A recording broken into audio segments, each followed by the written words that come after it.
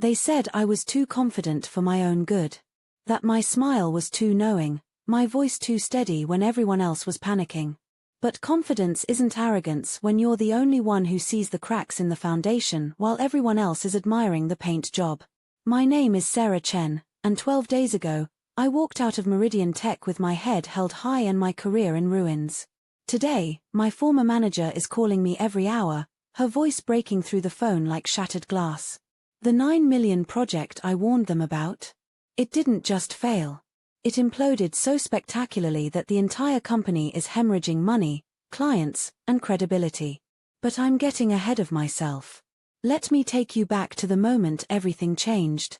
The moment I realized that sometimes the most dangerous thing you can do is be right.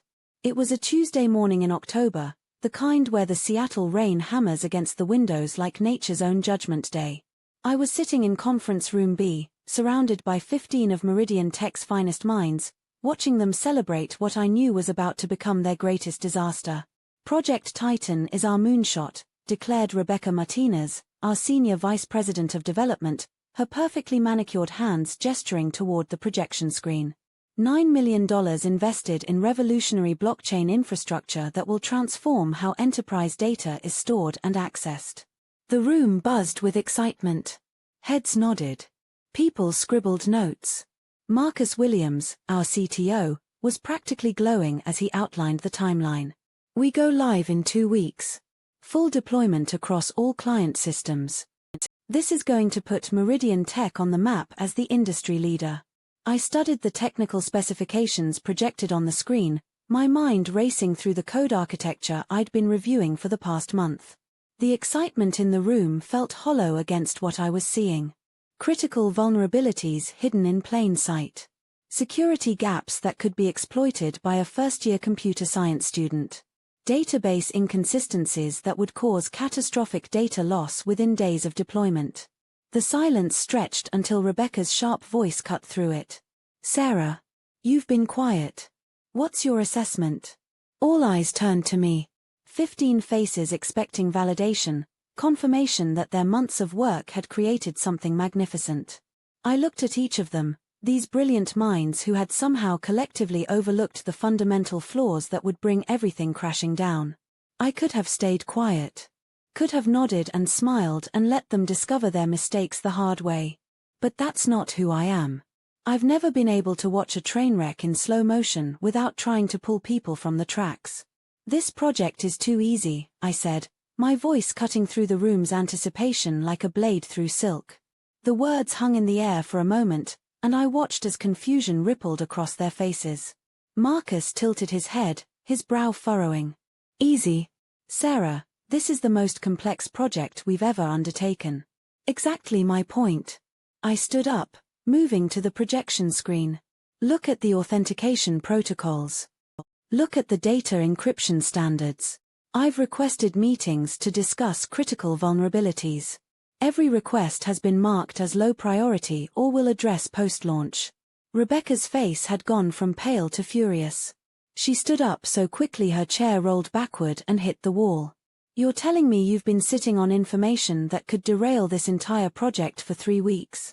I'm telling you I've been trying to prevent a disaster for 3 weeks, and no one has been listening. This is sabotage, she hissed, her voice carrying a venom I'd never heard before. You're trying to undermine this project because you weren't chosen as lead architect. Everyone was staring, some at Rebecca, some at me, some at their hands as if they could disappear into the conference table. Rebecca, you're making a mistake, I said, one last attempt at reason. The only mistake I made was keeping you on this team as long as I did. Security will escort you out. You're terminated. Effective immediately. The words hit me like physical blows. Terminated. Escorted out. In front of 15 colleagues who had just watched my career explode in real time. I looked around the room one more time, memorizing faces, storing away this moment for future reference. Then I smiled. Not a bitter smile, not a defeated smile, but a knowing smile that made Rebecca's face flush even redder. Okay, I said simply. But you're going to call me. In less than 2 weeks, you're going to call me and beg me to come back. Never, she snarled. Not if you were the last programmer on Earth.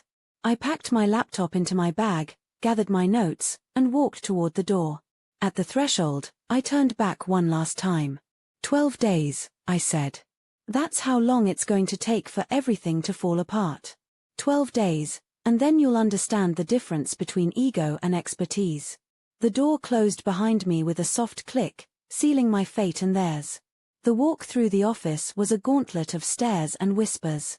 Word travels fast in a tech company, and within minutes everyone knew that Sarah Chen had been fired from the biggest project in company history.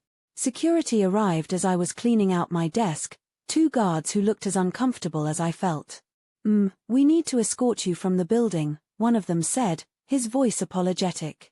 I understand, I replied, loading my personal items into a cardboard box that seemed to mock the 5 years I'd spent building my reputation at this company. The elevator ride down was silent except for the mechanical hum of descent. 43 floors of watching numbers decrease, each one marking another step away from the career I'd built from nothing. In the lobby, I handed over my badge and my company laptop. The security guard processed my exit paperwork with the efficiency of someone who'd done this too many times before. "Good luck, Ms. Chen," he said, and I could tell he meant it.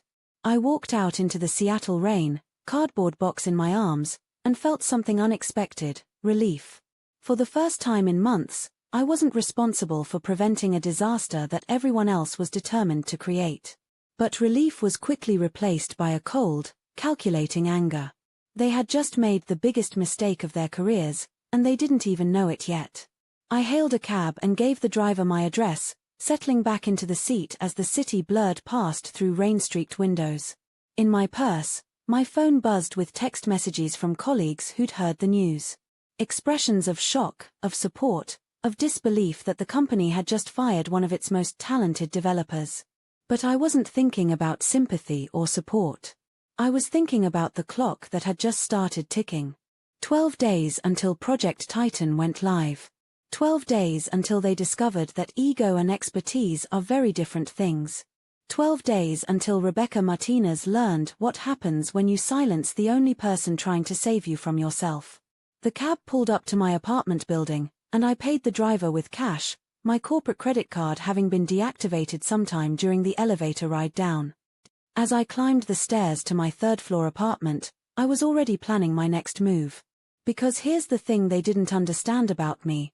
I didn't just identify problems. I solved them. And when someone makes the mistake of removing me from the equation, they usually discover that I was never the problem to begin with. I was the solution they were too arrogant to accept. My apartment was a testament to organized chaos, whiteboards covered with code snippets and system diagrams, multiple monitors displaying various development environments, books on cybersecurity and system architecture stacked in towers that defied gravity. This was my sanctuary, the place where I did my best thinking. I set the cardboard box on my kitchen counter and made myself a cup of coffee, the ritual helping to calm my mind and focus my thoughts. Then I sat down at my main workstation and opened the files I'd been compiling for weeks. Every vulnerability I'd discovered in Project Titan was documented in excruciating detail. Every potential attack vector, every security flaw, every architectural weakness that would turn their revolutionary blockchain infrastructure into a hacker's playground. I'd been meticulous, professional, hoping that thorough documentation would eventually convince them to address the problems. Now I realized my documentation would serve a different purpose entirely. I opened a new document and began typing, Incident Report, Project Titan Critical Vulnerabilities prepared by Sarah Chen, Senior Systems Architect. Date, October 15, 2024. Confidential executive summary. Over the next 4 hours, I compiled everything into a comprehensive report that read like a cybersecurity horror story. 53 pages of technical analysis, vulnerability assessments, and risk projections. Every finding backed up with code samples, penetration testing results, and detailed explanations of how each flaw could be exploited. The conclusion was stark.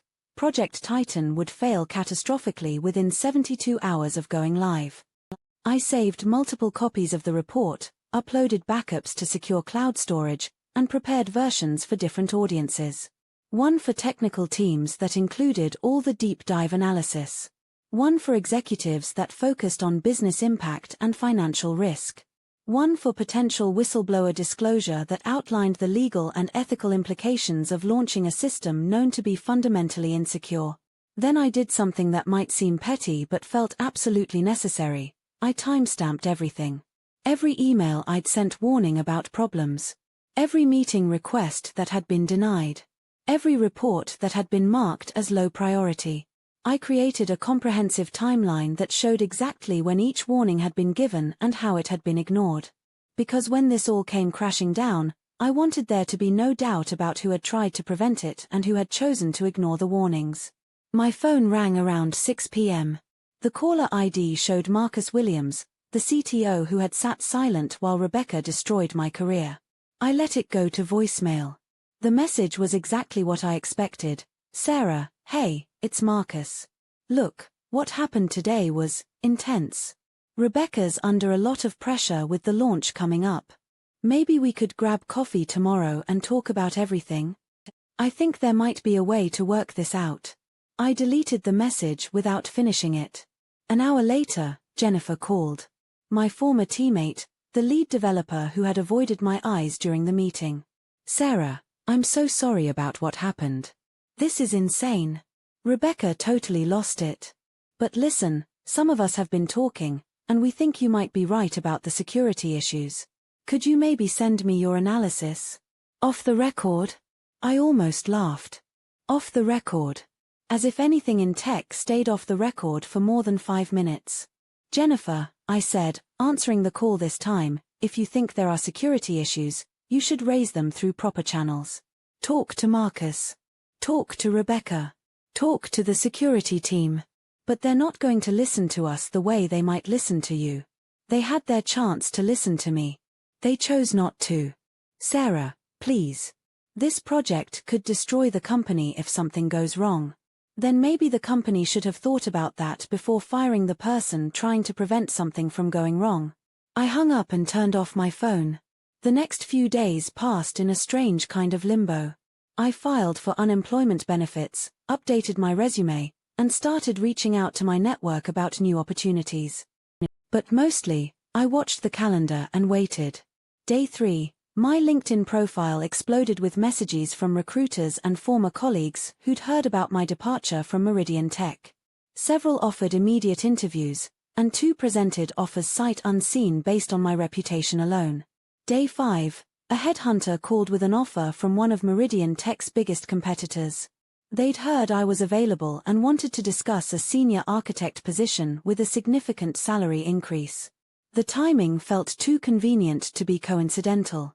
Day 7, I received a formal job offer from Titan Industries, a cybersecurity firm specializing in penetration testing and security consulting. The irony of the company name wasn't lost on me, and the position would put me in direct contact with companies evaluating their data security, companies exactly like Meridian Tech's clients. Day 9, my phone rang at 11 p.m. Rebecca Martinez calling from her personal number. I let it ring. She called back immediately. Then again 5 minutes later. By the 4th call, curiosity got the better of me. Hello, Rebecca. Sarah. Her voice sounded strained, exhausted. We need to talk. I'm not sure we do. There have been some complications with the launch preparation. I waited. Let the silence stretch until it became uncomfortable. Some of the issues you raised they're becoming more apparent as we get closer to deployment. Issues I raised, or problems you're finally willing to acknowledge? Sarah, please. I know I handled things badly. I was under pressure, and I reacted emotionally. But we need your help. You fired me, Rebecca. You had security escort me out of the building. You told 15 people that my expertise was actually arrogance and that the company didn't need me. I made a mistake. You made several mistakes. Firing me was just the most obvious one. Name your price, she said, and I could hear the desperation creeping into her voice. Whatever it takes to get you back on the team. We launch in 3 days, and you're realizing that maybe I wasn't being arrogant when I said the system was fundamentally broken. The security team found some of the vulnerabilities you identified. We're working on patches, But, patches? I couldn't keep the incredulity out of my voice. Rebecca, you can't patch architectural problems. This isn't a bug fix situation. This is a complete system redesign situation. We don't have time for a redesign. We launch Monday morning. Then you launch a broken system that will compromise client data and destroy the company's reputation. The silence stretched for nearly a minute. I could hear her breathing, could almost feel her cycling through denial, anger, bargaining, and the beginning of acceptance. What would it take? She finally asked. What would it take for you to come back and help us fix this? For the first time in 9 days, I smiled. Rebecca, 3 days ago you could have called me and asked nicely, and I probably would have come back just to prevent the disaster I knew was coming. 2 days ago, you could have offered me my old job with an apology, and I might have considered it. And now it's too late. You're going to launch on Monday because you've invested too much money and ego to back down. You're going to discover that every single vulnerability I identified is real and exploitable. And you're going to watch your revolutionary project become a cautionary tale about what happens when management confuses confidence with arrogance. Sarah, please, I'll be watching the news, Rebecca. When the story breaks about Meridian Tech's catastrophic data breach, remember that you had a chance to prevent it. You chose not to. I hung up and turned off my phone again. Day 10 passed quietly. I spent the morning at Titan Industries, finalizing my employment contract and getting oriented with their security testing methodologies. My new role would involve conducting penetration tests for enterprise clients, helping them identify and address critical vulnerabilities before bad actors could exploit them. The irony was perfect. Day 11 was a Saturday. I spent it hiking in the Cascade Mountains, trying to clear my head and prepare for what I knew was coming.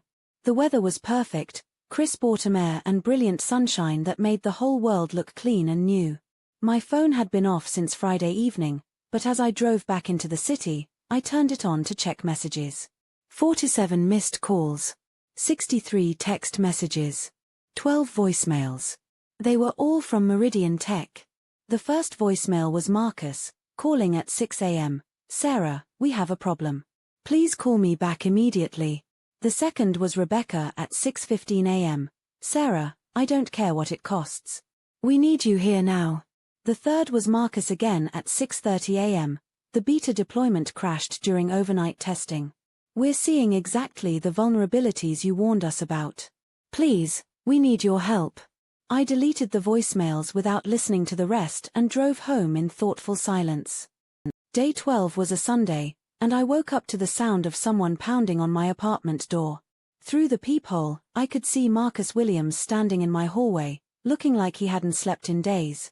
His usually immaculate appearance was disheveled, his tie askew, his face drawn with exhaustion and desperation. I opened the door but left the chain engaged. Sarah, he said, his voice hoarse. Thank God you're here. Marcus. You look terrible. We launch tomorrow morning. The system is completely compromised. We've identified 78 separate vulnerabilities, and that's just in the first layer of testing. 78. I only documented 53. There are more. The deeper our security team digs, the more problems they find. The entire architecture is Swiss cheese. I unlatched the chain and let him in, more out of curiosity than sympathy. He stumbled into my living room and collapsed onto my couch like a man who'd been walking through the desert for days. We postponed the launch, he said. Rebecca's in full panic mode. The board is asking questions. Clients are getting nervous about the delays. Smart move, postponing. Not smart enough. We should have listened to you weeks ago. He looked up at me with bloodshot eyes. You tried to save us, and we destroyed your career for it. You didn't destroy my career, Marcus. You just forced me to find a better one. He blinked in confusion. Better one? I start at Titan Industries tomorrow morning. Senior Security Architect. 40% salary increase. Better benefits. And they actually listen when their experts identify problems. The blood drained from his face. Titan Industries? The cybersecurity firm? The very same. Sarah, you can't. That's a conflict of interest. You know our entire system architecture. Our codebase. Our security protocols. I sat down across from him, studying his face as the implications sank in. Marcus, are you suggesting that my new employer might discover things about Meridian Tech's security practices that could be professionally embarrassing? I'm saying you have inside knowledge that could be used against us. I have inside knowledge that I tried to use for you. You didn't want it. He rubbed his face with both hands, the gesture of a man who had suddenly realized how completely he was cornered. What do you want? He asked quietly. I want you to learn from this experience. I want Rebecca to understand that expertise isn't arrogance. I want Meridian Tech to build better systems and make better decisions. What do you want from us? Personally, I leaned back in my chair, considering the question. What did I want? Revenge? An apology? Money? Professional vindication? I want you to tell me exactly what happened after I left, I said. All of it. Every meeting, every decision, every moment when someone realized I might have been right. Marcus nodded slowly. It started the day after you were fired. Jennifer came to my office with a list of questions about the authentication protocols. She couldn't make sense of some of the code interactions you'd flagged. And I told her to focus on her assigned modules and not worry about system integration issues. That was the security team's responsibility. But she kept digging. By Thursday, she'd found 3 of the SQL injection vulnerabilities you'd identified. She brought them to the security team, but they said they were already aware and working on fixes. Were they? No. They'd never looked at your reports. When Jennifer showed them the specific code sections, they realized they'd been focusing on the wrong attack vectors entirely. I felt a grim satisfaction settling in my chest. Continue.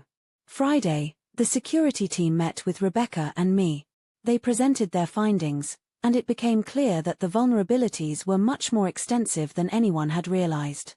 Rebecca ordered a full security audit, but by then we were 5 days from launch. What did the audit find? Everything you said it would find. And more. The system wasn't just vulnerable, Sarah. It was fundamentally insecure.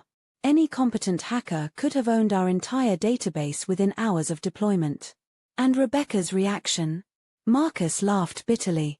First, she blamed the security team for not catching the problems earlier. Then she blamed the development team for poor coding practices. Then she blamed the timeline for being too aggressive. But not herself for ignoring the warnings. Oh, she got there eventually. By Saturday morning, when the beta deployment crashed during stress testing, she was ready to admit that maybe, just maybe, she'd made an error in judgment. What kind of crash? Complete system failure. The kind where you lose data and can't recover it. The kind where client information gets corrupted beyond repair. The kind where you realize that launching this system wouldn't just be a mistake, it would be criminal negligence. I nodded slowly. And that's when she started calling me. That's when she started panicking. The board meeting is tomorrow morning. She has to explain why a $9 million project has been indefinitely postponed and why the company's reputation were right about how we should have handled it. Wanted to be sharp and focused. But more than that, tomorrow would be the day when Rebecca Martinez finally understood the difference between confidence and arrogance. The difference between being right and being believed. The difference between expertise and ego. My last thought before falling asleep was of that conference room 12 days ago, and the moment when Rebecca had screamed at me to get out. I wondered if she was thinking about that moment too, somewhere across the city, as she prepared to face the consequences of silencing the only voice that had been trying to save her. I smiled in the darkness and slept better than I had in weeks. Monday morning arrived with the kind of crisp clarity that makes Seattle beautiful in the fall. I dressed carefully for my first day at Titan Industries, professional but not corporate, confident without being flashy. The irony wasn't lost on me that I was starting a job in cybersecurity on the same day that my former employer was discovering just how insecure their systems really were. My phone had been buzzing since 5 a.m., but I ignored it until I was settled on the bus heading downtown. 7 missed calls from Rebecca, 4 from Marcus, 2 from Jennifer, and 1 from a number I didn't recognize. The unknown number had left a voicemail. "Ms. Chen, this is David Walsh from the Seattle Business Journal. We're investigating reports of significant problems with Meridian Tech's Project Titan launch. We understand you were recently terminated from the project team and would like to speak with you about your experience. Please call me back at your earliest convenience." I deleted the message, but not before noting that the story was already starting to leak. In tech, bad news travels at fiber optic speeds. Titan Industries occupied 3 floors of a gleaming tower in South Lake Union, Seattle's tech corridor. The lobby was all glass and steel, with the company motto etched into the wall in brushed aluminum: "Security through knowledge." My new manager, Dr. Patricia Kim, met me in the lobby with a warm smile and a firm handshake.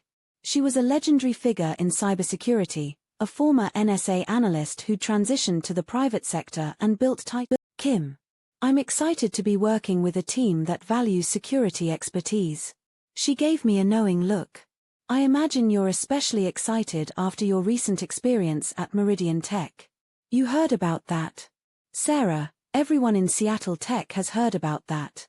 Word is that Rebecca Martinez fired you for identifying security problems with their flagship project."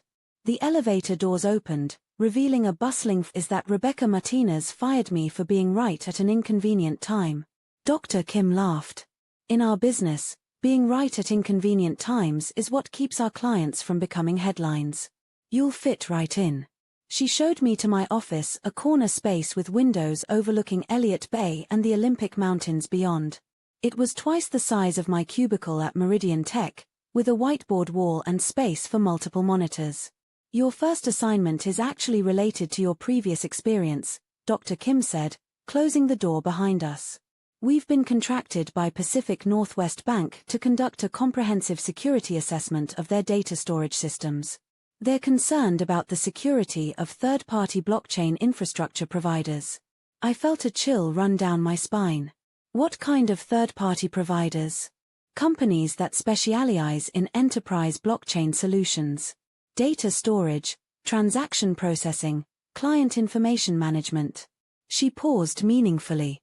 Companies like Meridian Tech. "Dr. Kim, I should mention that I have extensive knowledge of Meridian Tech systems and architecture.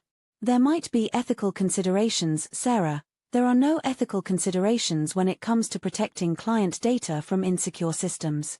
If Meridian Tech has security vulnerabilities that could compromise bank customer information, it's our professional responsibility to identify and report those vulnerabilities." She was right, of course. This wasn't about revenge or personal vindication. This was about doing the job I'd been hired to do, protecting sensitive data from systems that couldn't adequately secure it. "When do we start?" I asked. "This afternoon. Pacific Northwest Bank is very concerned about moving forward with any blockchain providers until they've been thoroughly vetted. They've specifically requested that we prioritize Meridian Tech's Project Titan, since they're scheduled to be the launch partner." "They're not launching today?" Dr. Kim smiled. "Apparently there have been some last-minute complications. The launch has been postponed indefinitely. I spent the morning getting oriented with Titan Industries systems and methodologies, reviewing their penetration testing protocols and security assessment frameworks. Everything was professional, thorough, and designed to identify vulnerabilities before they could be exploited." Around noon, my personal phone rang. Rebecca Martinez, calling for the 20th time since yesterday. This time, I answered. "Hello, Rebecca." "Sarah, thank God. I've been trying to reach you all morning.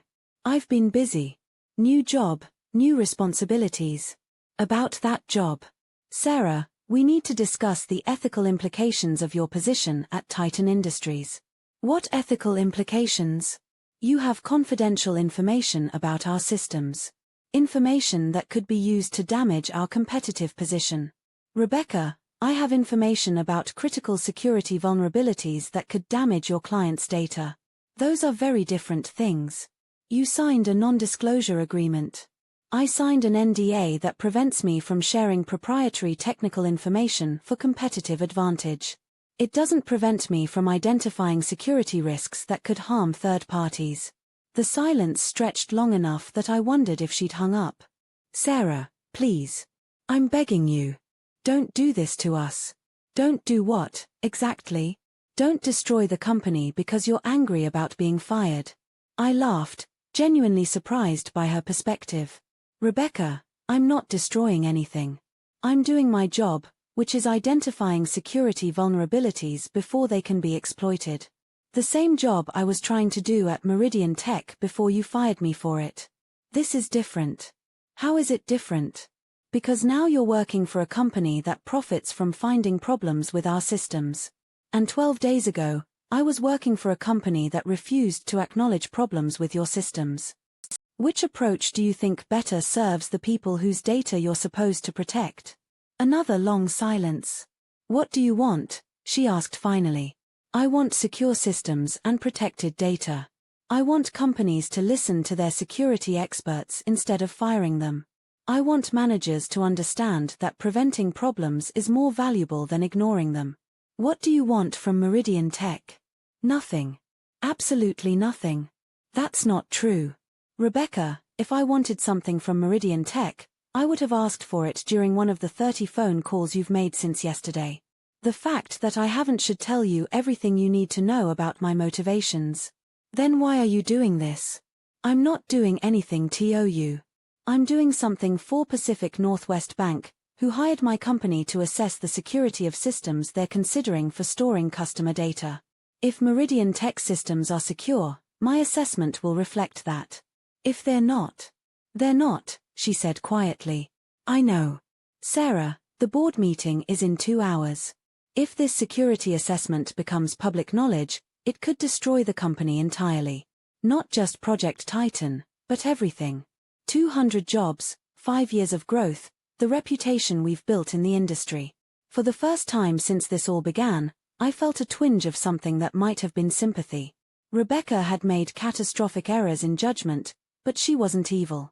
She was a manager who'd been overwhelmed by a problem she didn't understand and had reacted badly when that problem was brought to her attention. But sympathy didn't change the facts. Rebecca, I tried to save the company 12 days ago. I tried to prevent exactly this scenario. You chose not to let me. I made a mistake. You made several mistakes. But the biggest one wasn't firing me. The biggest one was building a system you knew was insecure and planning to launch it anyway. We didn't know you did know. I told you. I documented everything. I sent reports, requested meetings, raised concerns through every proper channel. You knew, and you chose to ignore what you knew because it was inconvenient. I could hear her crying now, soft sounds of someone whose world was collapsing in real time. Sarah, please. Isn't there something we can do? Some way to work this out. Rebecca, the time to work this out was 2 weeks ago, when fixing the problems would have delayed the launch by a few months. Now the problems are about to become public knowledge, and no amount of working together can change that. You could delay your assessment. Give us time to rebuild the system properly. How much time? 18 months. Maybe 2 years. And in the meantime, what happens to the client data that's already stored on your current systems? Silence. Rebecca, are there already clients using Project Titan infrastructure? Some beta deployments. Limited scope. How many clients? 12 companies. Small-scale data storage, nothing critical. What kind of data? Customer information. Transaction histories. Account details. I closed my eyes, feeling sick. Rebecca, you launched a system you knew was insecure and stored client financial data on it. It was beta testing. Limited exposure. Beta testing with real client data on a system with known vulnerabilities. Sarah, please, I have to go, Rebecca. I have work to do. I hung up and sat in my new office, staring out at the mountains and trying to process what she just told me. This wasn't just about a failed project launch anymore. This was about client data that was actively at risk on systems that were known to be compromised. I called Dr. Kim and asked her to come to my office immediately. We have a problem, I said when she arrived. Meridian Tech isn't just planning to launch an insecure system. They've already deployed it for beta testing with real client data. Her face went pale. What kind of client data? Financial information. Customer records. Transaction histories. How long has it been deployed? I don't know. But if the vulnerabilities I identified are real and they are, then that data is actively at risk right now. Dr. Kim was quiet for a moment, processing the implications. Sarah, this changes everything. We're not just doing a preventive security assessment anymore. We're potentially dealing with an active data security incident. What does that mean for our assessment? It means we do it immediately. Today. And if we find what I think we're going to find, we have a legal obligation to report it to the appropriate authorities. She made a phone call to Pacific Northwest Bank, explaining the situation and requesting emergency authorization to begin the security assessment immediately. The authorization came back within 30 minutes. I spent the next 4 hours conducting the most thorough penetration test of my career. Everything I'd predicted about Project Titan's vulnerabilities proved accurate, and several additional problems had emerged as the system scaled up for beta deployment. The SQL injection vulnerabilities were worse than I'd documented. The authentication bypass methods were simpler than I'd anticipated. The data encryption was so flawed that sensitive information was essentially stored in plaintext.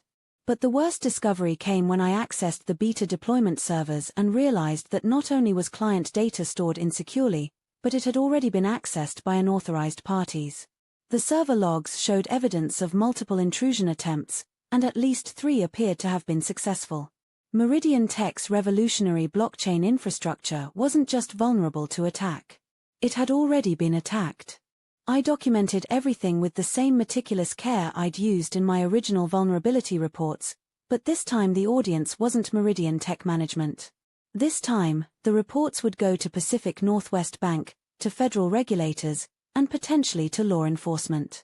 At 6 p.m., I delivered my preliminary findings to Dr. Kim and the Pacific Northwest Bank security team via secure video conference. The system is completely compromised, I reported. Multiple critical vulnerabilities, evidence of successful intrusions, and client data actively at risk.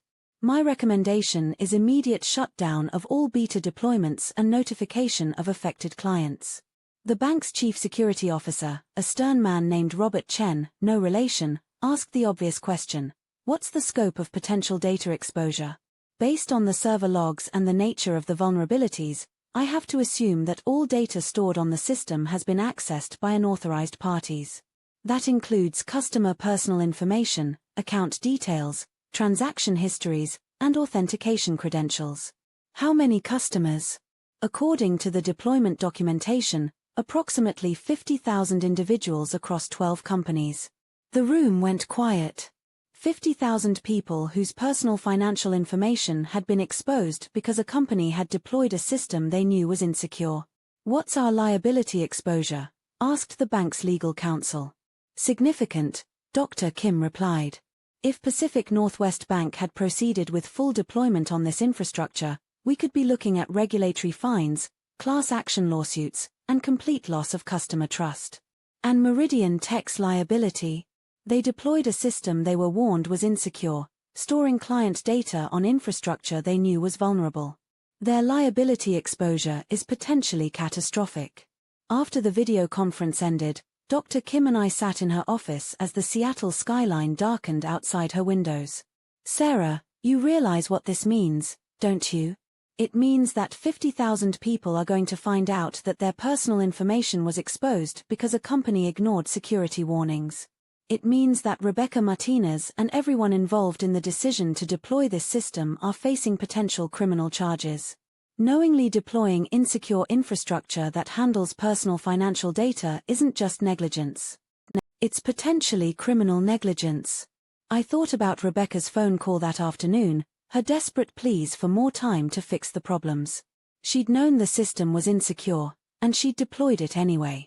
She'd gambled with other people's personal information and lost. What happens next? Next, we file our report with the appropriate regulatory agencies. The bank notifies affected customers. Meridian Tech gets investigated by federal authorities. And you? She smiled grimly. You get to write the security assessment that brings down a $9 million project and potentially an entire company. That's not what I wanted. No, but it's what needed to happen.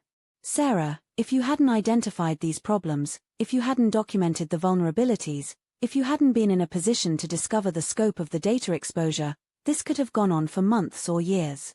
Millions of people could have been affected. She was right, of course. But it still felt strange to think that my firing from Meridian Tech had actually positioned me to prevent a much larger disaster. There's one more thing, Dr. Kim said. The story is going to break tonight. The Seattle Business Journal has been investigating Project Titan's problems, and they're planning to publish tomorrow morning. The timing isn't coincidental. Someone leaked the story. Someone with inside knowledge contacted them over the weekend. The reporter mentioned that they'd tried to reach you for comment.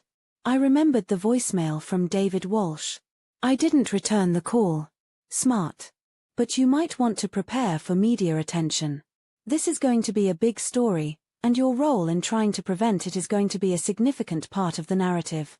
I drove home through the evening traffic, my mind spinning with the implications of everything that had happened. 12 days ago, I'd been fired for identifying security problems. Today, those same problems had been confirmed to affect 50,000 people whose personal information was now compromised. 12 days ago, Rebecca Martinez had told me the company didn't need my ego. Tonight, she was probably sitting in her office trying to figure out how to explain to federal investigators why she'd deployed a system she knew was insecure. 12 days ago, I'd walked out of Meridian Tech with my career in ruins. Tonight, I was the senior security architect who'd potentially prevented a financial data disaster affecting millions of people. The irony was perfect, but it didn't feel like victory. It felt like a tragedy that could have been prevented if ego hadn't gotten in the way of expertise. My phone rang as I pulled into my apartment building's parking garage. Rebecca Martinez, calling for the final time. I answered on the last ring. Hello, Rebecca. Sarah. Her voice was barely above a whisper. I just got off a conference call with federal investigators. They know about the data breaches. They know about the vulnerability reports you filed. They know about everything. I'm sorry to hear that. Are you? Are you really sorry, or is this exactly what you wanted to happen? I considered the question seriously. Rebecca, what I wanted was for you to listen when I told you the system was insecure. What I wanted was for you to fix the problems before they affected real people. What I wanted was for Meridian Tech to build secure systems and protect client data. But this wasn't the only way to achieve that. Actually, it was. Because when I tried to achieve it the right way, you fired me. Sarah, the company is finished. The federal investigation, the regulatory fines, the lawsuits, we'll be lucky if we don't all end up in prison. Rebecca, you deployed a system you knew was compromised. You stored client financial data on infrastructure you were warned was insecure. You gambled with 50,000 people's personal information.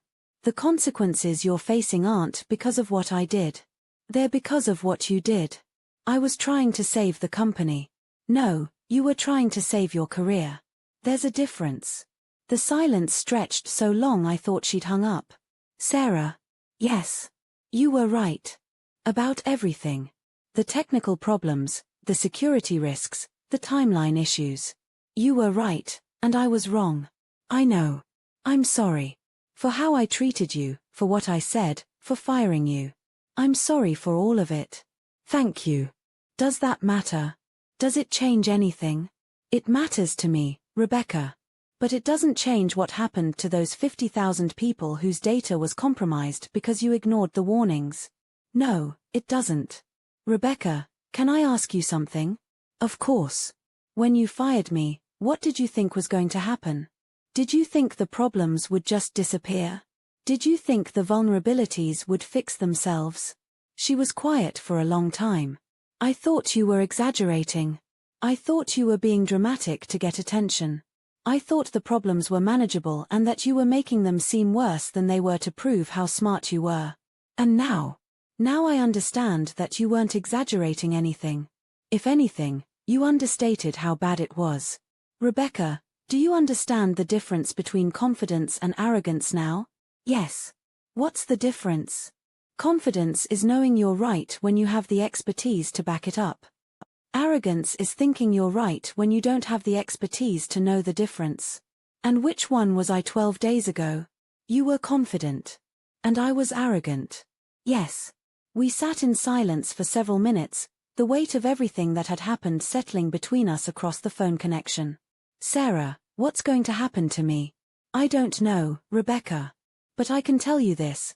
The fact that you ignored security warnings and deployed a compromised system is going to be part of the public record. The fact that you fired the person who tried to prevent it is going to be part of the story. How you handle yourself from here forward will determine whether people remember you as someone who made terrible mistakes or someone who made terrible mistakes and then tried to cover them up. What should I do? Be honest. With the investigators, with the media, with yourself. Admit what you did wrong and why you did it.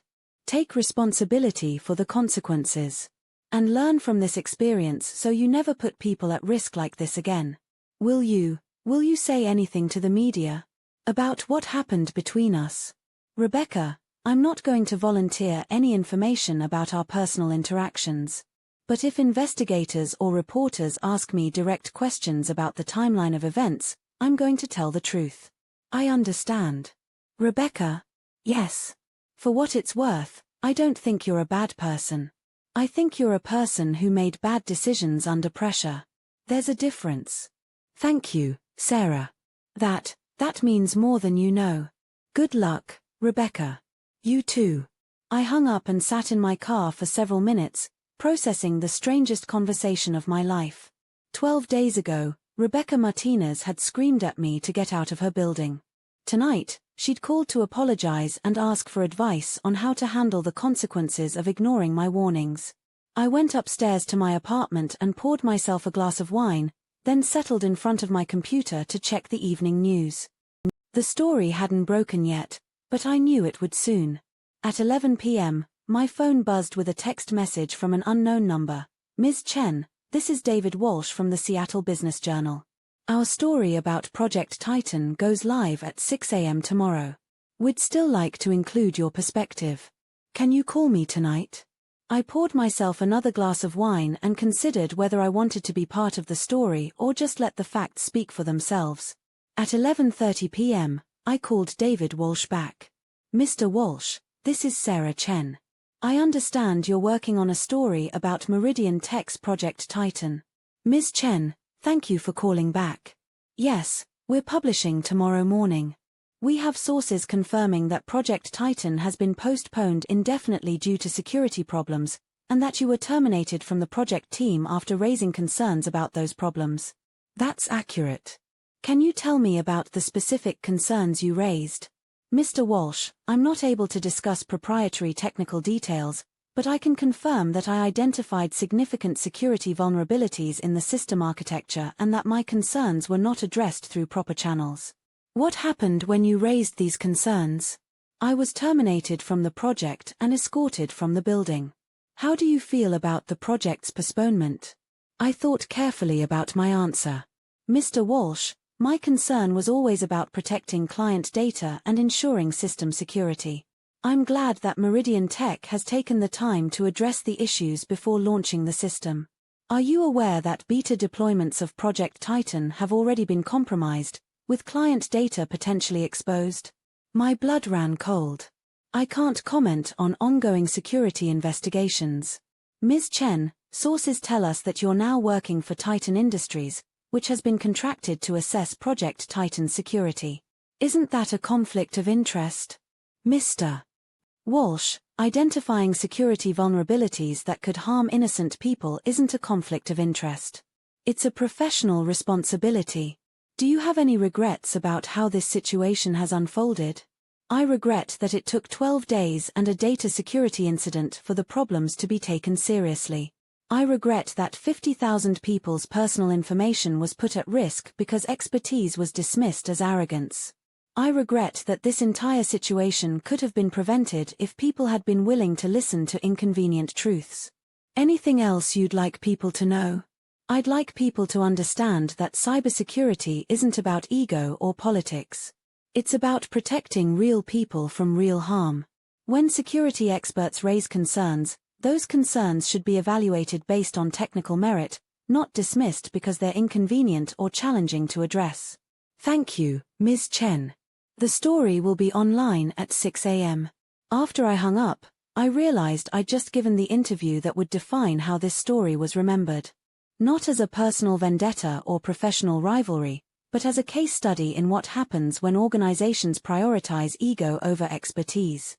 I went to bed knowing that tomorrow would bring a new chapter in my career, in Rebecca's career, and in the broader conversation about cybersecurity in the tech industry. I also went to bed knowing that I'd done everything I could to prevent a disaster, and when prevention failed, I'd done everything I could to limit the damage. Sometimes that's all you can do. Tuesday morning arrived with the kind of grey Seattle drizzle that makes the world look like it's been photographed through gauze. I woke up at 5:30 a.m. and immediately checked my phone, knowing that the story would be live by now. The headline on the Seattle Business Journal's website was stark and unforgiving. Meridian Tech's $9 million project collapses amid security breach. Data exposure. The subheadline was even worse.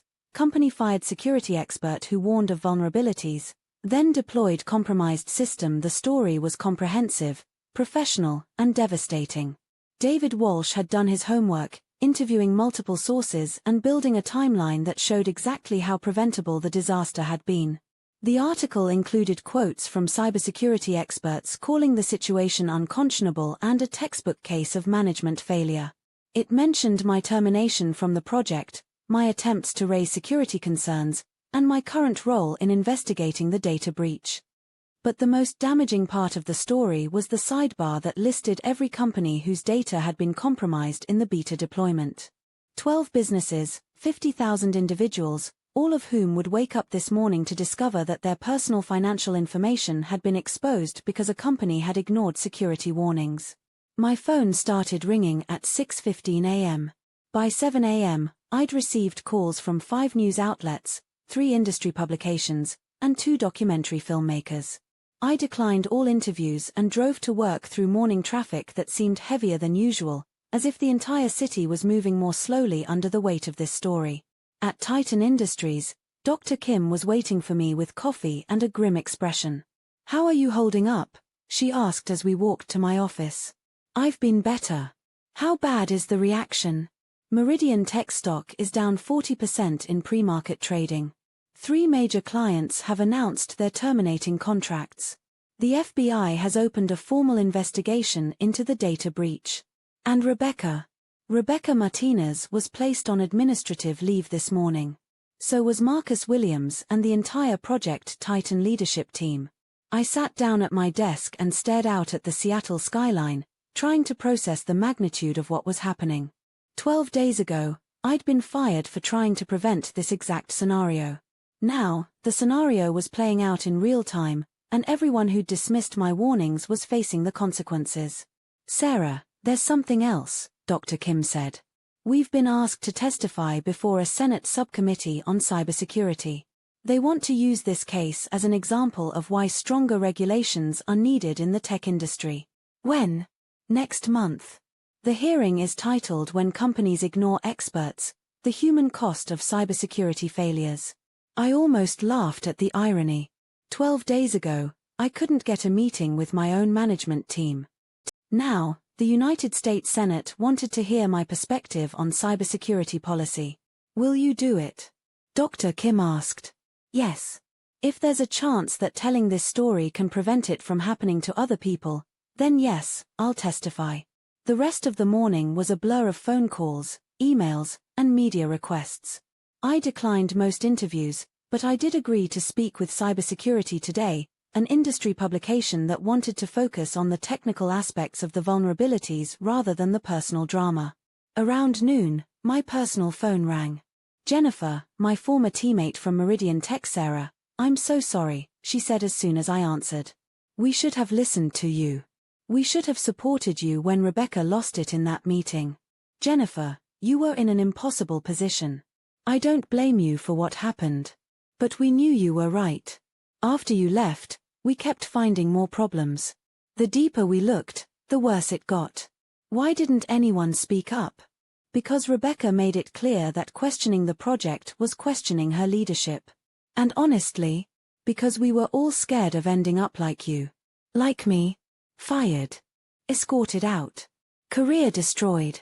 I looked around my corner office at Titan Industries, with its view of the mountains and its whiteboards covered with security assessments that would protect thousands of people from data breaches. Jennifer, my career wasn't destroyed.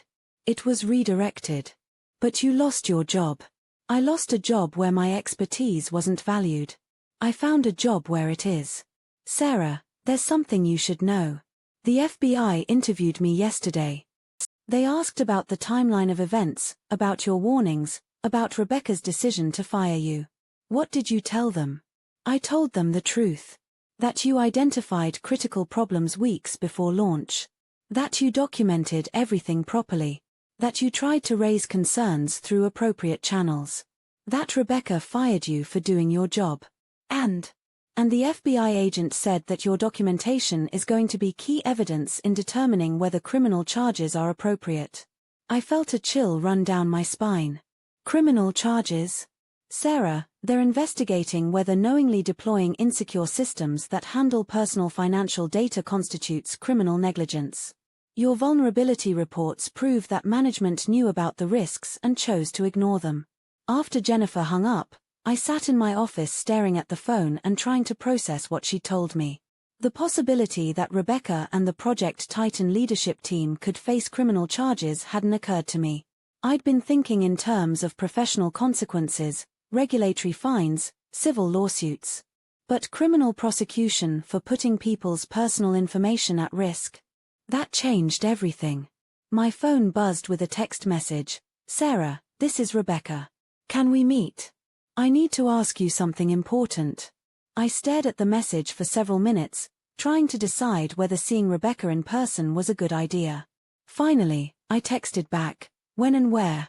Tonight, 7 p.m., Pike Place Market. By the flower stands. Why there? Because it's public and neutral.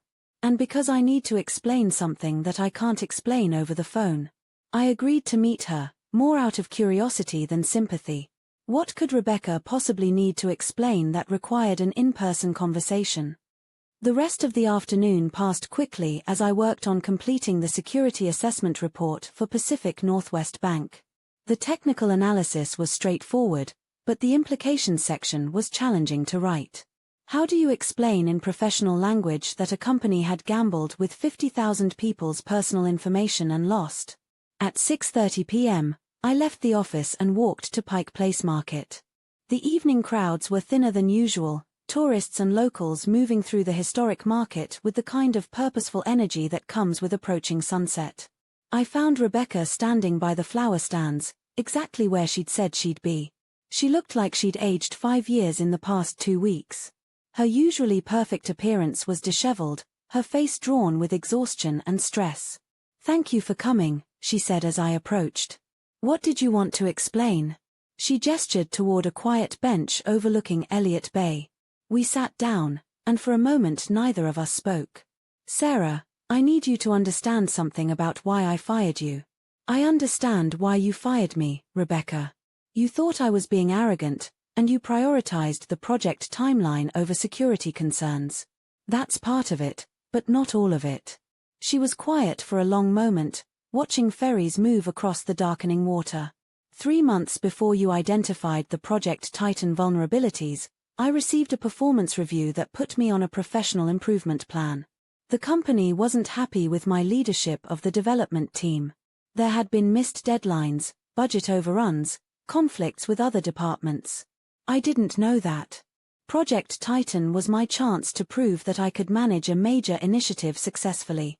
The board made it clear that my future with the company depended on delivering this project on time and on budget. I began to understand where this was going. When you identified the security problems, you weren't just threatening the project timeline. You were threatening my career. If I acknowledged that the system needed to be completely rebuilt, I would have to go to the board and admit that the project was going to be delayed by months or years. So you chose to ignore the problems rather than admit they existed. I chose to hope that the problems were manageable. That they could be fixed with patches and updates. That you were being overly cautious. But you knew better. Part of me knew better.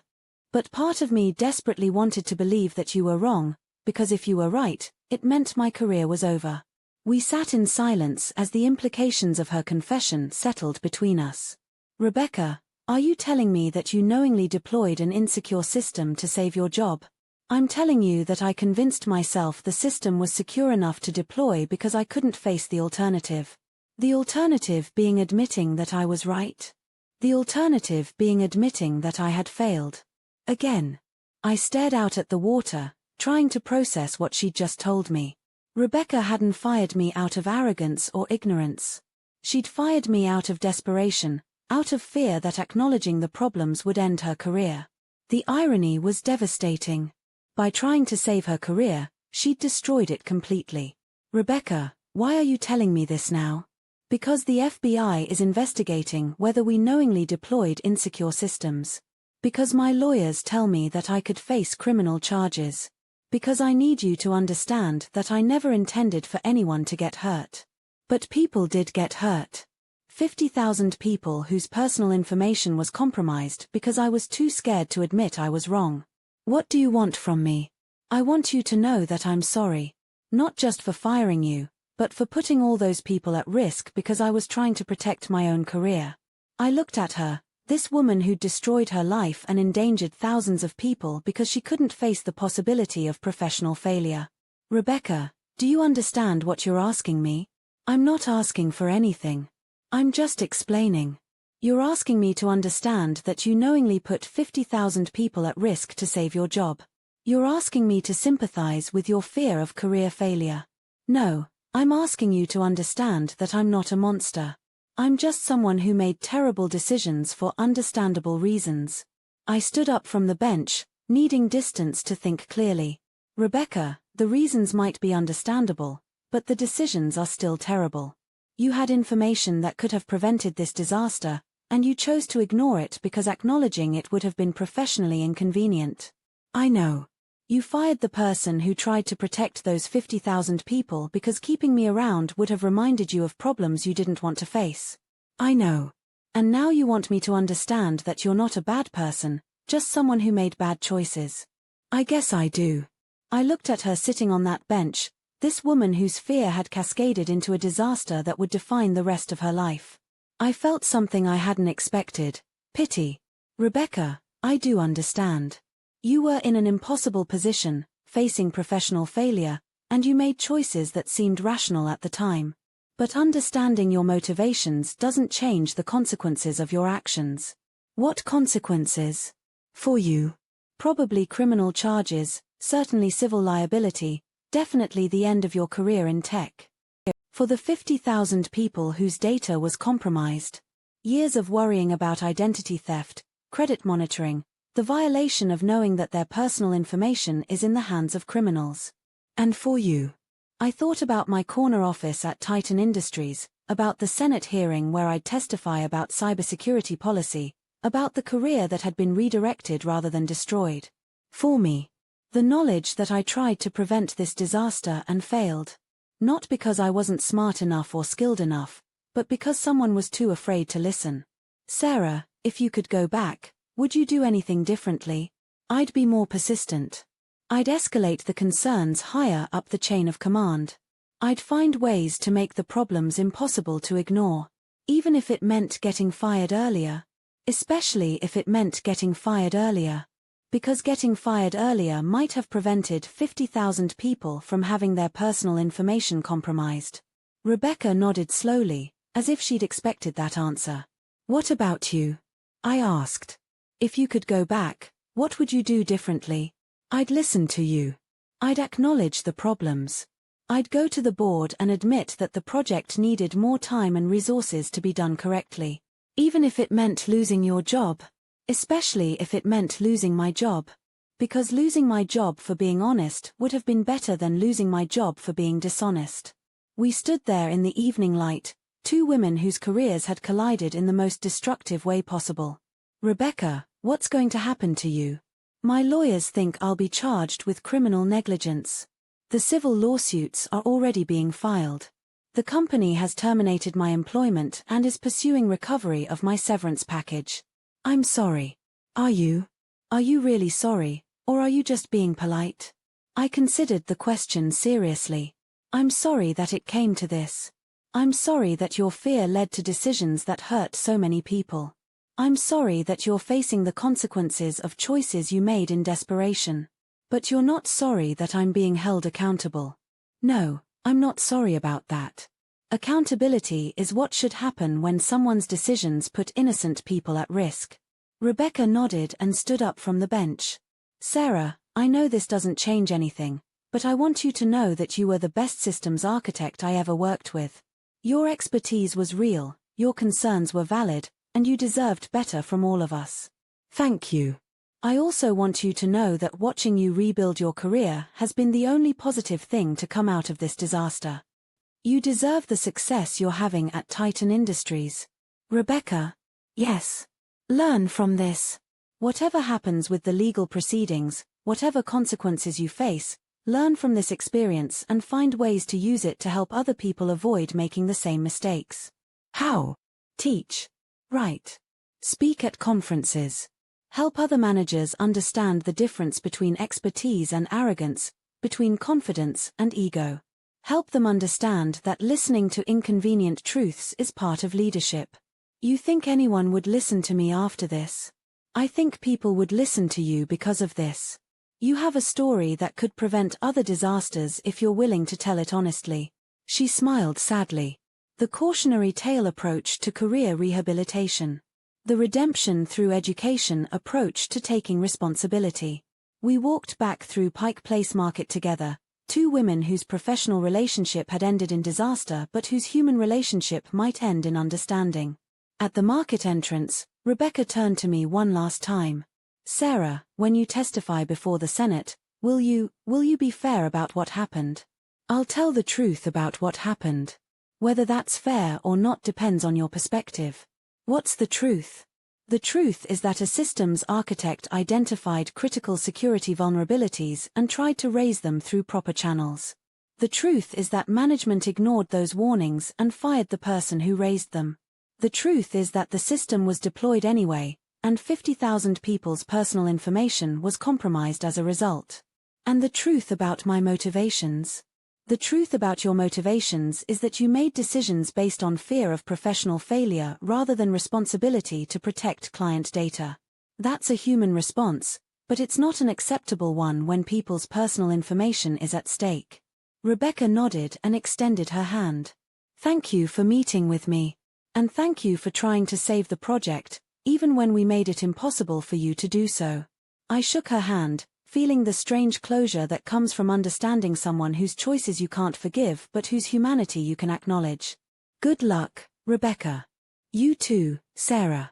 I watched her walk away into the Seattle evening, a woman whose career had ended because she couldn't tell the difference between protecting herself and protecting the people who depended on her. Then I walked home to my apartment, where I spent the evening preparing for my testimony before the Senate subcommittee that would use our story as a case study in cybersecurity policy reform. 3 weeks later, I sat in a Senate hearing room in Washington, D.C., facing a panel of lawmakers who wanted to understand how a $9 million project had collapsed so completely. Ms. Chen, said Senator Patricia Williams, the subcommittee chair, you identified critical security vulnerabilities in Project Titan 6 weeks before the system was deployed. Can you explain what happened when you raised these concerns with management? Senator, I documented 53 separate vulnerabilities and submitted detailed reports to project leadership, requesting meetings to discuss the security implications. Those requests were either denied or marked as low priority. What was management's reasoning for not addressing your concerns? They indicated that security optimization could be addressed post-launch, and that raising these issues at that point in the timeline was disruptive to project goals. Ms. Chen, in your professional opinion, could the data breach that affected 50,000 people have been prevented? Yes, Senator. If the vulnerabilities had been addressed before deployment, or if the deployment had been postponed until the system could be properly secured, the breach would not have occurred. What happened when you persisted in raising these security concerns? I was terminated from the project and escorted from the building. Were you given a reason for your termination? I was told that the company didn't need my ego, and that my concerns were being raised to make myself appear indispensable rather than to address legitimate security risks. Ms. Chen, what lessons should other companies take from this experience? I looked out at the hearing room, filled with reporters, industry representatives, and policymakers who were trying to understand how to prevent the next Project Titan. Senator, the most important lesson is that every few months, I received emails from security professionals around the world who'd heard the story and wanted to share their own experiences with being dismissed or ignored when they raised concerns about system vulnerabilities. The Project Titan case had become a rallying cry for the cybersecurity community, proof that expertise deserved respect and that the consequences of ignoring it could be catastrophic. 1 year after walking out of Conference Room B with my career in ruins, I was invited to speak at Meridian Tech's new headquarters. The company had been rebuilt around security-first principles, and they wanted me to address their development teams about the importance of listening to security concerns. I accepted the invitation. The presentation was held in their main auditorium, a room 3 times the size of the conference room where this all began. The audience was filled with developers, project managers, and executives who'd been hired to rebuild the company's reputation and culture. A year ago, I sat in a conference room in this building and told 15 people that their 9 million project was fatally flawed.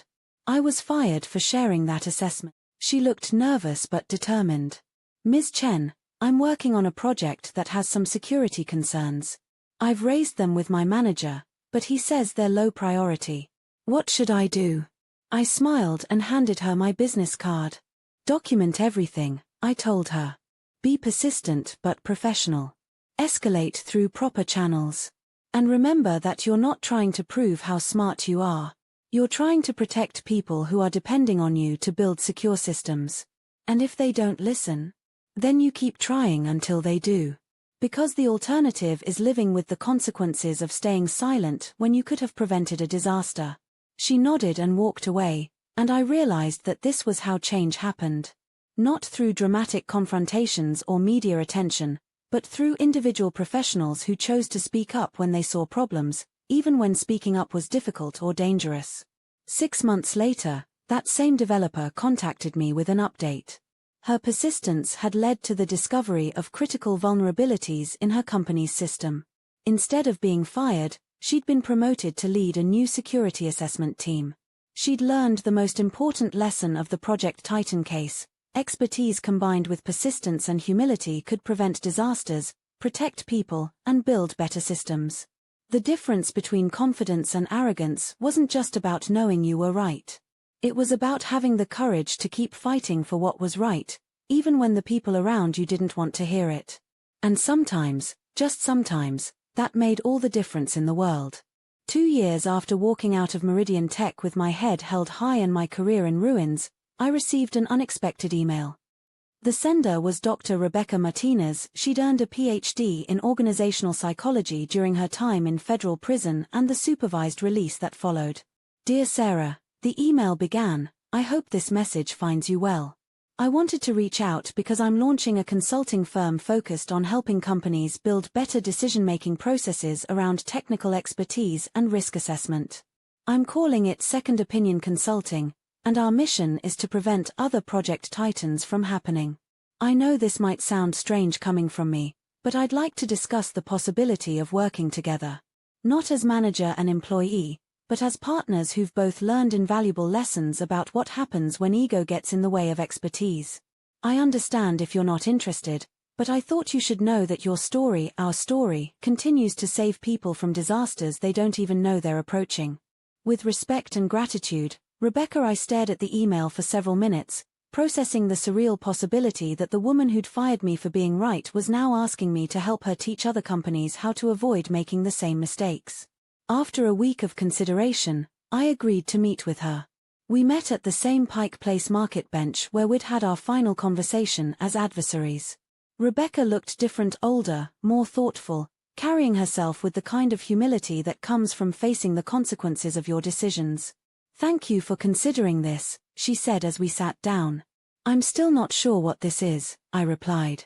It's a chance to turn our disaster into other people's prevention. Companies reach out to me all the time, wanting to understand how Project Titan happened and how to avoid repeating our mistakes. But I can only tell half the story, the management perspective. You can tell the other half, the expert perspective. And you think companies would listen to us? I think companies would listen to us because of us. Because we're living proof of what happens when expertise and management are in conflict, and we've both learned from the experience. She was right, of course. The Project Titan case had become legendary in tech and business circles, a perfect example of organizational failure with clear lessons for prevention. But those lessons were usually told from the outside, by consultants and academics who'd studied the case but hadn't lived it.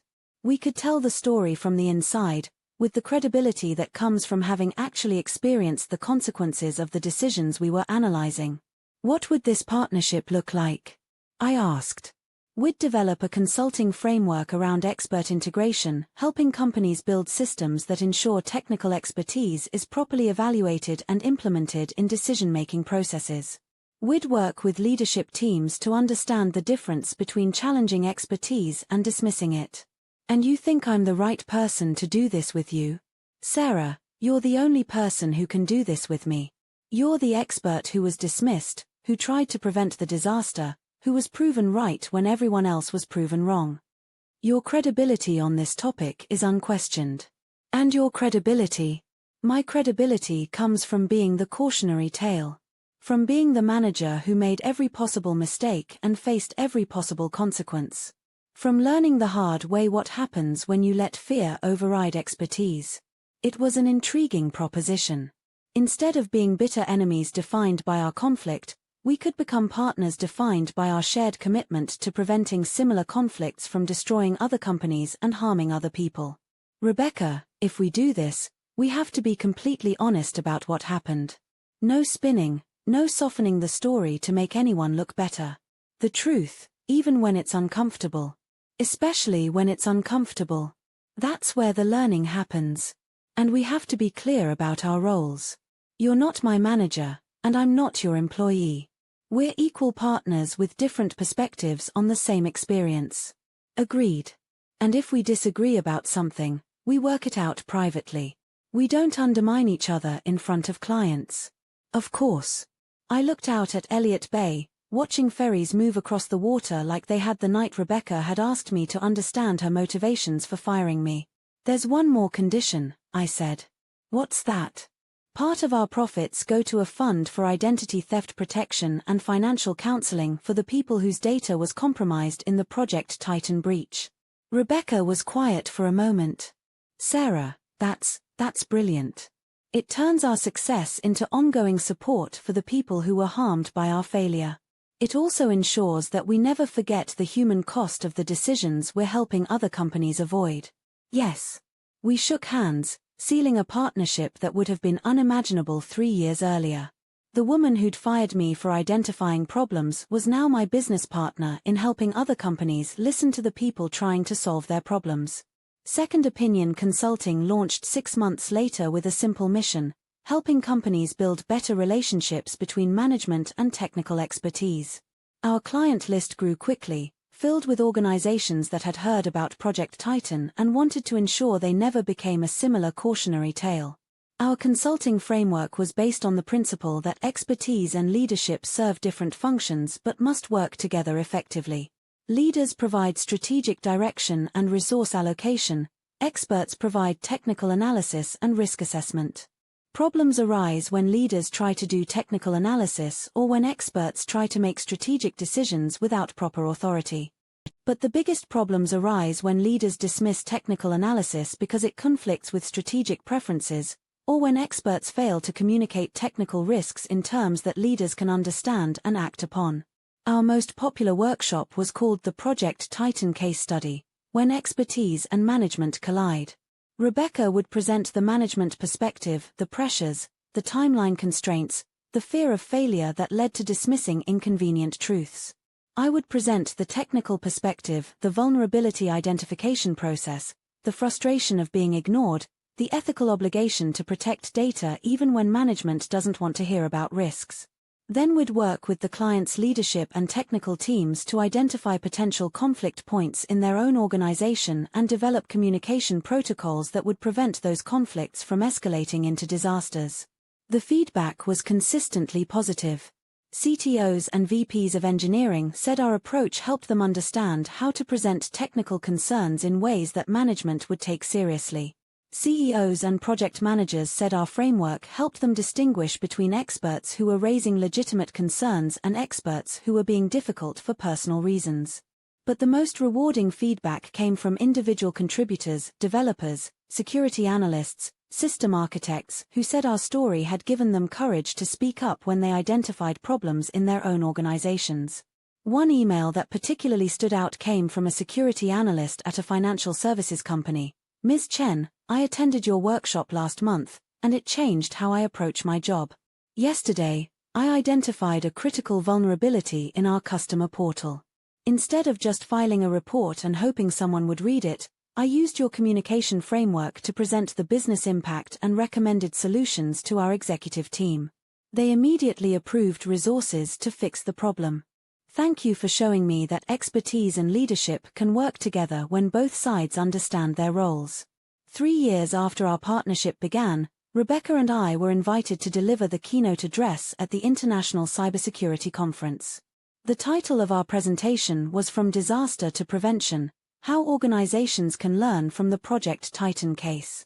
Standing on that stage, looking out at an audience of 3,000 cybersecurity professionals, I reflected on the strange journey that had brought us to this point.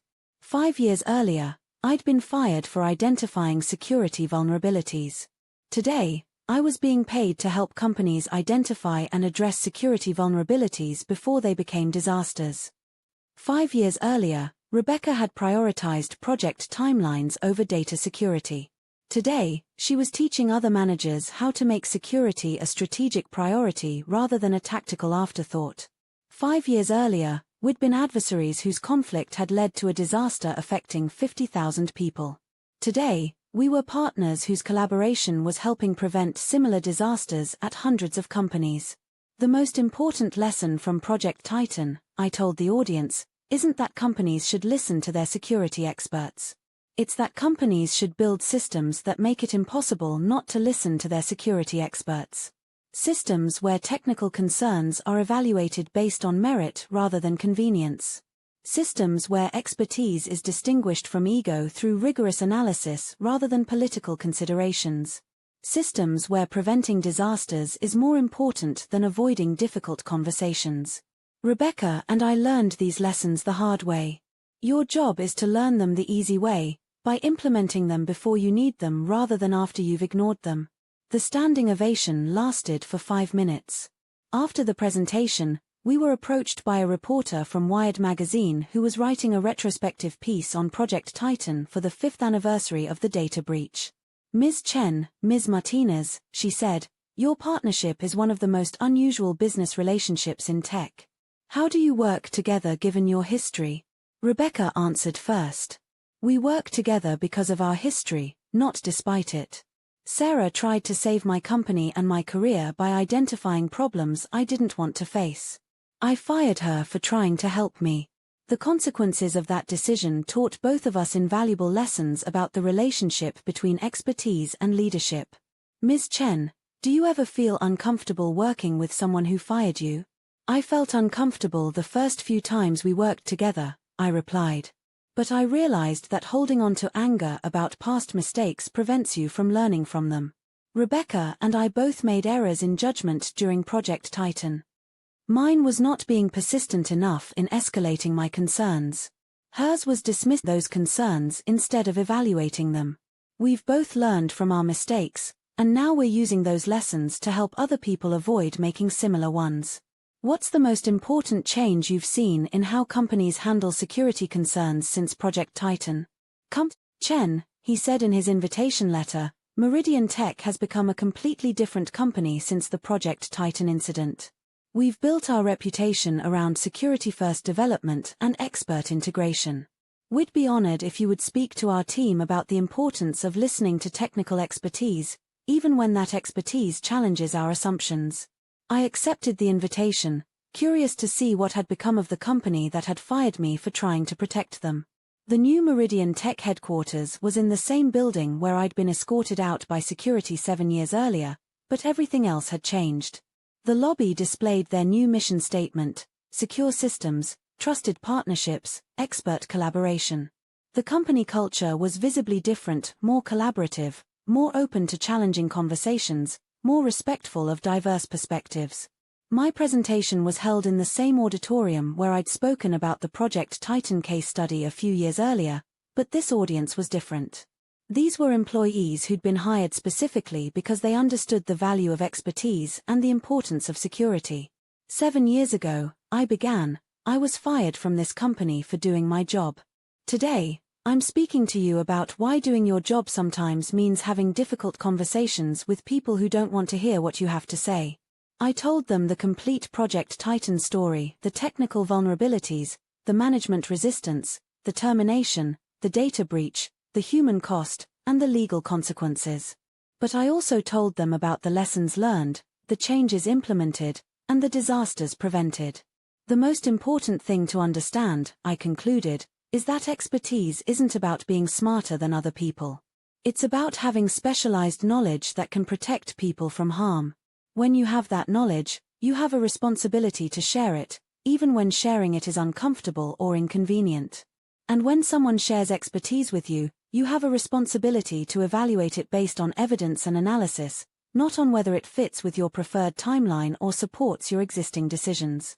Meridian Tech today is proof that companies can learn from disasters and become better organizations as a result. But the best outcome is preventing disasters in the first place, by building cultures where expertise is valued and experts are heard. During the QA session, a young developer asked the question I'd been hoping someone would ask.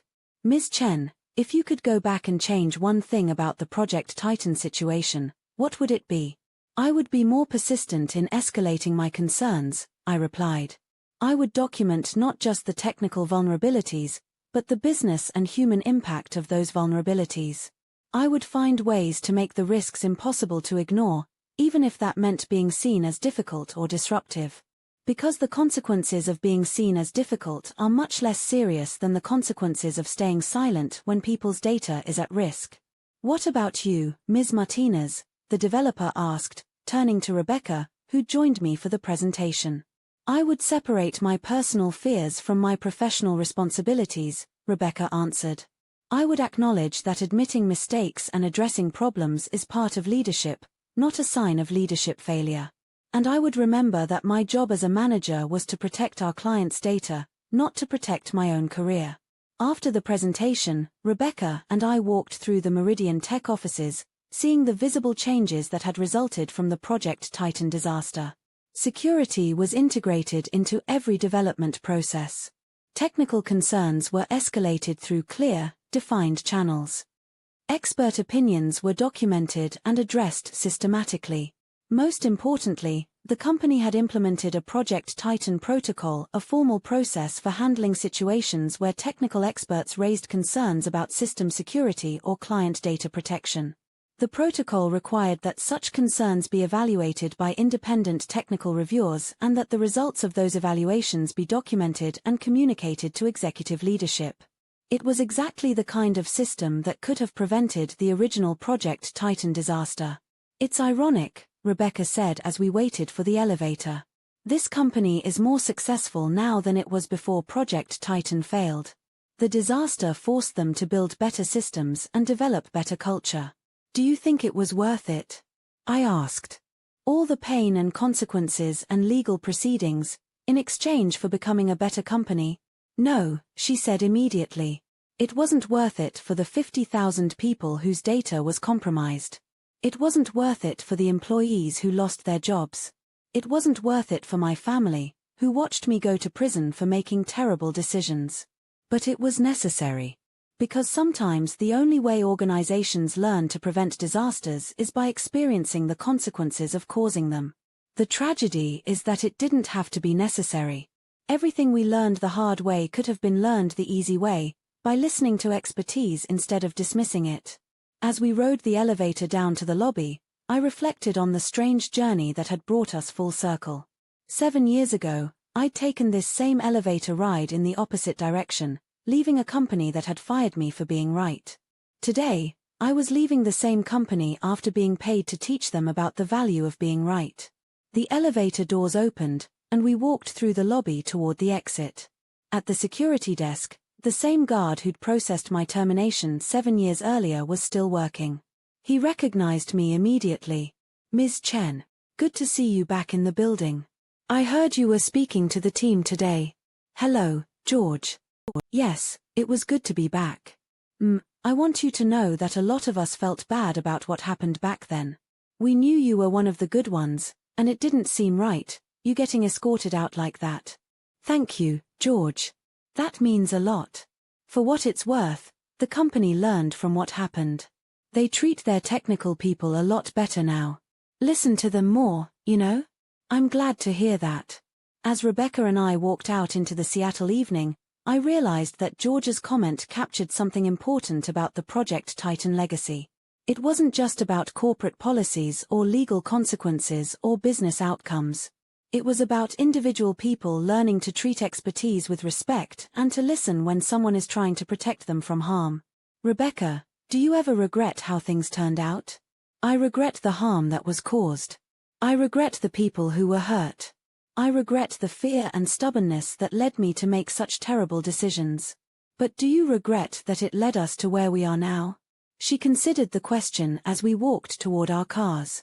"Sarah, if I could go back and prevent the Project Titan disaster, I would do it instantly, even if it meant we never became partners and second opinion consulting never existed.